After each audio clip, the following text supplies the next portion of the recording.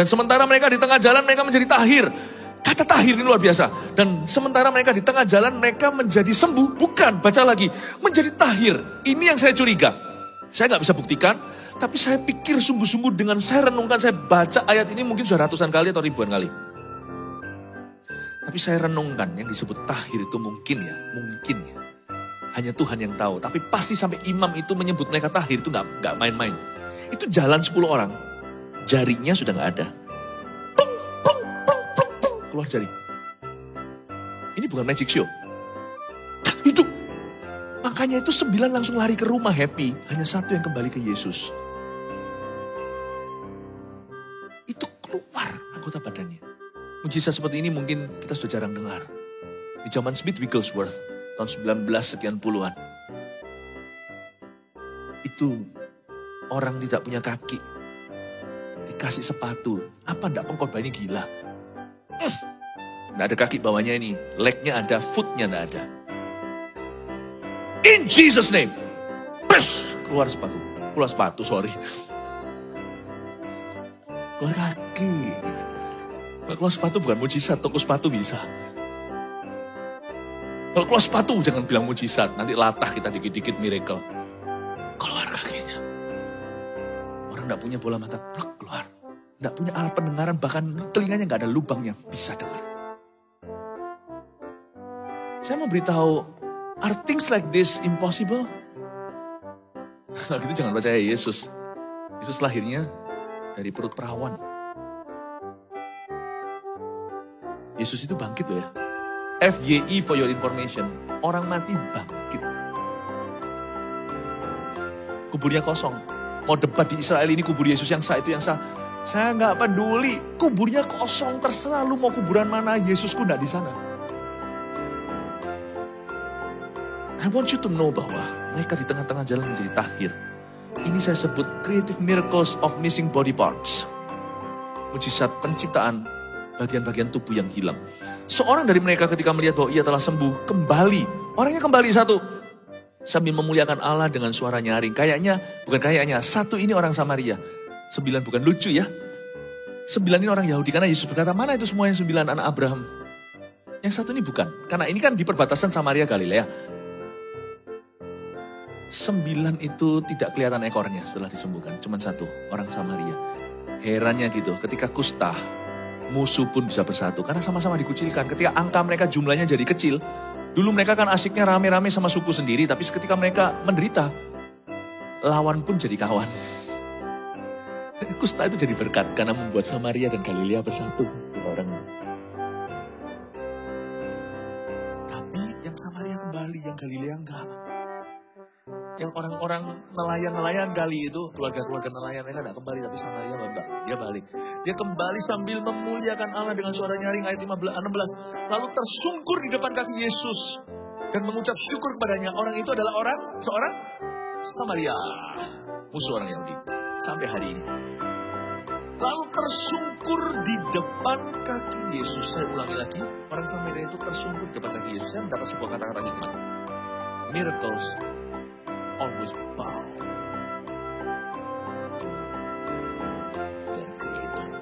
Mujizat selalu submit. Selalu tunduk. Selalu sujud di depan kaki Yesus. Karena itu jangan percaya sama orang yang bisa melakukan mujizat kalau dia gak tunduk sama Kristus. Gua gak peduli mujizat apa yang kau lakukan. Tokoh-tokoh di India zaman dulu yang percaya reinkarnasi. Juga ada yang bisa melakukan melakukan power. Ada. Di tempat-tempat tertentu Afrika jangan lagi. Jangan cerita.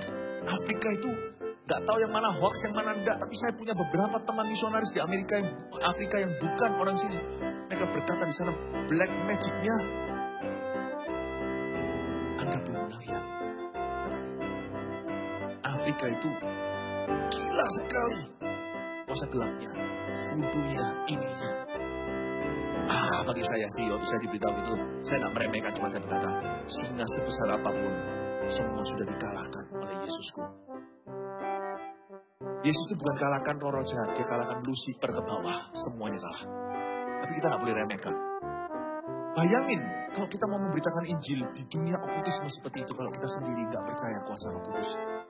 piye, kata orang Jawa Tengah. Karena gimana caranya? Miracles ada karena Allah kita itu sedang perang. Dan Allah kita itu nyata. Dan hidupmu itu berarti. Tapi ingatlah bahwa orang yang sembuh itu, yang mengalami mujizat orang Samaria itu tersungkur di depan kaki siapa? Kaki Yesus.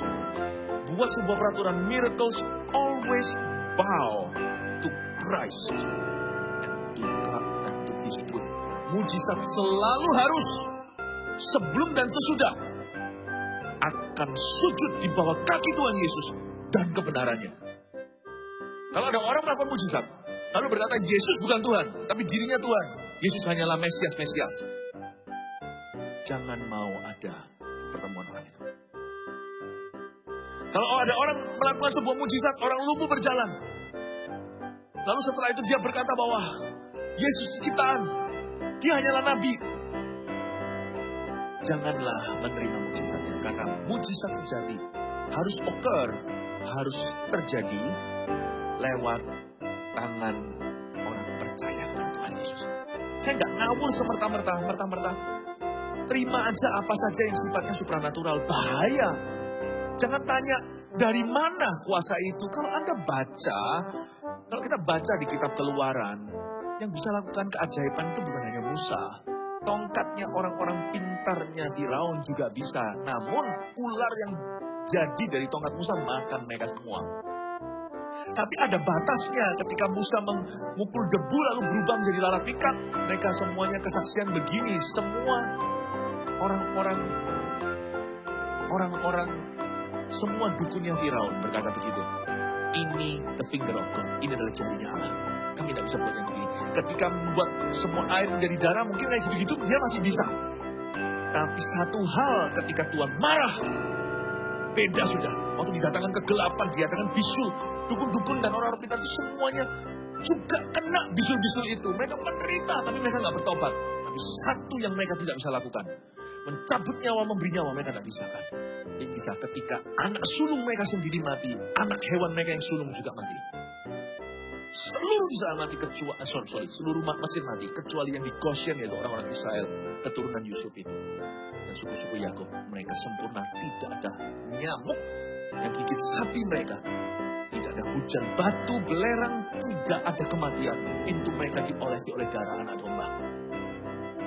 Disinilah semua orang-orang saktinya Firaun berkata, kami tidak punya kuasa. Disinilah batas kuasa malaikat-malaikat jatuh. Setan punya kuasa loh, setan karena jangan heran kalau ada orang pergi ke orang yang sungguhan punya ilmu, bisa dapat sesuatu. Mau itu untuk kaya kah? Itu kadang-kadang sembuh, tapi sembuhnya yang dari iblis. Ya, ingat ya, dia hanya pindahkan penyakit.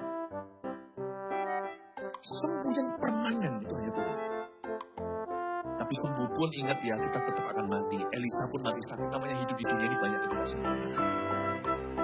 Dengarkan khotbah saya sebelum ini tadi. Saya cerita panjang lebar tentang kesembuhan. Jadi segala kesalah pengertian tentang kesembuhan terjauh. Seharusnya sebagian besar terjawab semua. Greatest miracle bukanlah kesembuhan. Tapi nama kita dipindahkan ke kitab kehidupan. Yang ini boleh kita sebut sebagai greatest miracle. Jangan dikit-dikit mujizat, tapi yang ini sangat boleh, Bapak Ibu Saudara. Karena ketika perubahan hidup itu juga suatu bentuk the miraculous transforming power of God.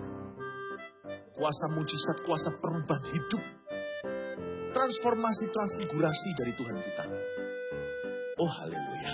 Jika diberkati, silakan membagikan untuk memberkati orang lain.